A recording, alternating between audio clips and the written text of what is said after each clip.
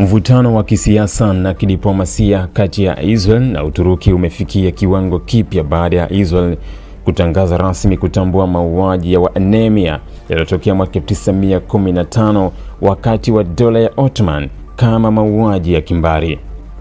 Hatua hiyo imezua hasira kubwa kutoka Ankara, ambayo imeitaja kuwa ni uamuzi wa kisiasa wenye lengo wa kuichafua Uturuki kimataifa, huku ukijaribu kuondoa macho ya dunia kwenye vita vinavyoendelea katika ukanda wa Gaza. Katika taarifa kali iliyotolewa na Wizara ya Mambo ya Nje ya Uturuki, Ankara ilishutumu Israel kwa kutumia suala la kihistoria kwa maslahi ya kisiasa. Uturuki ilidai kuwa Israel, ambayo imekuwa ikikosolewa vikali kutokana na operesheni zake za kijeshi Gaza, na kwa sasa inakabiliwa na kesi katika mahakama ya ICC zinazohusiana na madai ya ukiukwaji wa haki za binadamu, inajaribu kubadili mjadala wa kimataifa kwa kutangaza msimamo huo kuhusu matukio ya mwaka 1915. Ankara ilisema kuwa badala ya kujibu shutuma zinazotolewa dhidi yake kuhusu vita vya Gaza, Israel imeamua kutumia historia kama silaha ya kisiasa. Kwa mujibu wa taarifa hii, serikali ya Israel inajaribu kuficha uhalifu wake kwa kuhamisha mjadala kutoka kwenye hali ya sasa ya Gaza kwenda tukio la kihistoria ambalo limekuwa likizua mabishano kwa zaidi ya karne moja.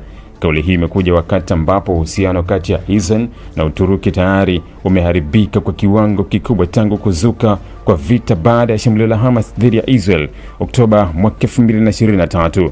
Tangu wakati huo, rais wa Uturuki Recep Tayyip Erdogan amekuwa akikosoa Israel karibu kila mara, akishutumu kwa mashambulizi dhidi ya raia wa Palestina na mara kadhaa kulinganisha operesheni zake za kijeshi na sera za utawala wa Nazi wakati wa vita kuu vya pili vya dunia.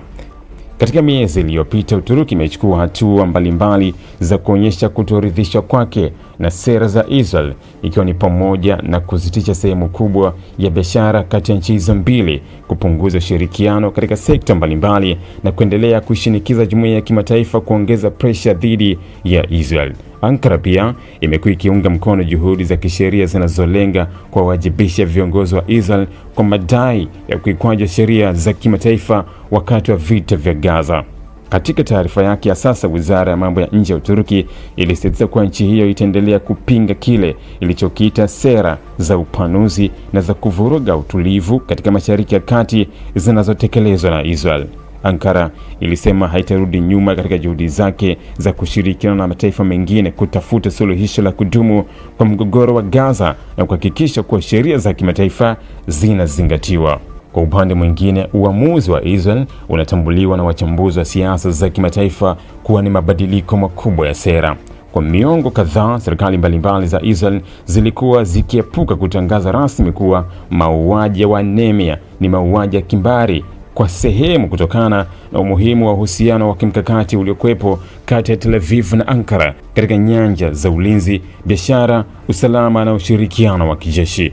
Kutambua rasmi tukio hilo sasa kunatazamwa kama ishara kwamba uhusiano huo umefikia kiwango cha chini kabisa katika historia ya hivi karibuni. Swala la mauaji ya Waarmenia limekuwa miongoni mwa mijadala mikubwa ya kihistoria duniani.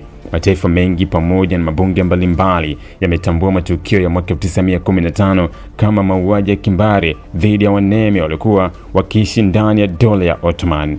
Hata hivyo, Uturuki imeendelea kupinga matumizi ya neno genocide, ikisisitiza kuwa vifo vilivyotokea vilikuwa sehemu ya machafuko ya vita na si mpango wa makundi ya kuangamiza Waarmenia kama kundi la kikabila. Mvutano huu mpya unaongeza sura nyingine katika mzozo mpana wa kisiasa kati ya Ankara na Tel Aviv, ambao sasa hauhusishi tena vita vya Gaza pekee, bali masuala ya kihistoria, diplomasia na sheria za kimataifa.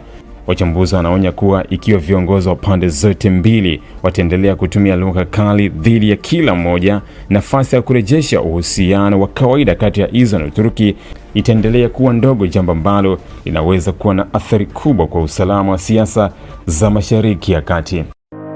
Ili kuwa mwanafamilia bora wa Global TV, usisahau kusubscribe, like, kushare na kucomment.